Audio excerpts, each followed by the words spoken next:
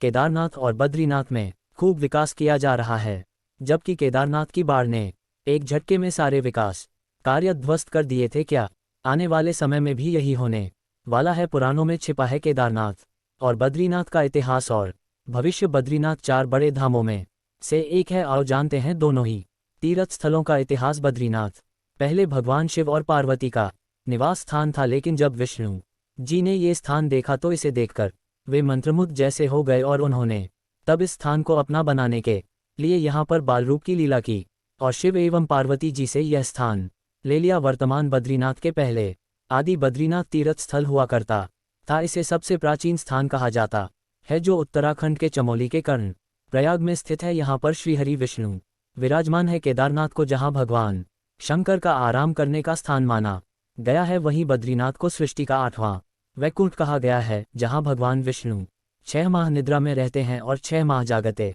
हैं। केदार घाटी में 2 पहाड़ हैं, नर और नारायण। ये पर्वत विष्णु के 24 अवतारों में से एक नर और नारायण ऋषि की यह तपोभूमि है। उनके तप से प्रसन्न होकर केदारनाथ में शिव प्रकट हुए थे। दूसरी और बद्रीनाथ धाम है, जहाँ भगवान विष्णु विश्राम करते हैं। कहते हैं कि सतयुग में बद्रीनाथ धाम की स्थापना नारायण ने की थी। बद्रीनाथ का मंदिर यहाँ कब से है ये ठीक से नहीं मालूम, लेकिन जो मंदिर वर्तमान में है उसका निर्माण 15वीं शताब्दी में रामानुजीय संप्रदाय के स्वामी भद्राचार्य के कहने पर गढ़वाल के तत्कालीन नरेश ने कराया।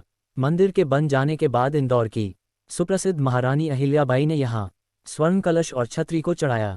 अलकनंदा नदी तट पर स्थापित यह मंदिर 50 फीट ऊंचा है। भगवान के इस क्षेत्र में अनेक गुप्त एवं प्रकट तीर्थ माने जाते हैं। रामायण एवं महाभारत काल से पूर्व भी केदार का अस्तित्व रहा। महर्षि वेद व्यास ने महाभारत के युद्ध में गोत्र हत्या एवं ब्रह्म हत्या के पाप से मुक्ति के लिए पांडवों को केदार तीर्थ के दर्शन का उपदेश दिया था। उन्होंने कहा था कि ब्रह्मादि देवता भी शिव दर्शन के लिए केदार तीर्थ धाम की यात्रा करते हैं। आदि शंकराचार्य, विक्रमादित्य और राजा मिहिर भोज ने इस मंदिर का जीर्णोद्धार करवाया था। उन्होंने कहा था कि ब्रह्मादि देवता भी शिव दर्शन के लिए केदार तीर्थ धाम की यात्रा करते हैं। आदि शंकराचार्य, विक्रमादित्य और राजा मिहिर भोज ने इस मंदिर का जीर्णोद्धार करवाया था। स्कंद पुराण में भगवान शंकर माता पार्वती से कहते हैं, हे प्राणेश्वरी, यह क्षेत्र उतना ही प्राचीन है जितना कि मैं हूँ। मैंने इसी स्थान पर सृष्टि की रचना के लिए ब्रह्मा के रूप में परब्रह्मत्व को प्राप्त किया। तभी से यह स्थान मेरा चिर परिचित आवास है। ये केदारखंड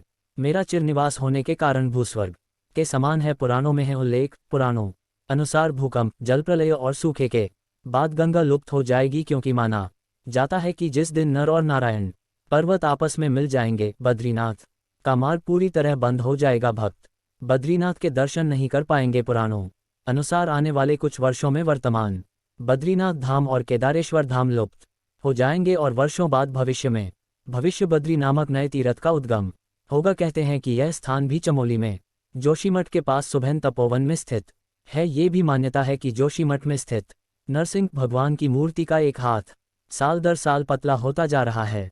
जिस दिन ये हाथ लुप्त हो जाएगा, उस दिन बद्री और केदारनाथ तीर्थ स्थल भी लुप्त होना प्रारंभ हो जाएंगे। 4 धाम में से एक बद्रीनाथ के बारे में एक कहावत प्रचलित है कि जो जाए बद्री वो ना आए उधरी, अर्थात जो व्यक्ति बद्रीनाथ के दर्शन कर लेता है उसे पुनः उधर यानी गर्भ में नहीं आना पड़ता है, मतलब दूसरी बार जन्म नहीं लेना पड़ता है। शास्त्रों के अनुसार मनुष्य को जीवन में कम से कम 2 बार बद्रीनाथ की यात्रा जरूर करना चाहिए।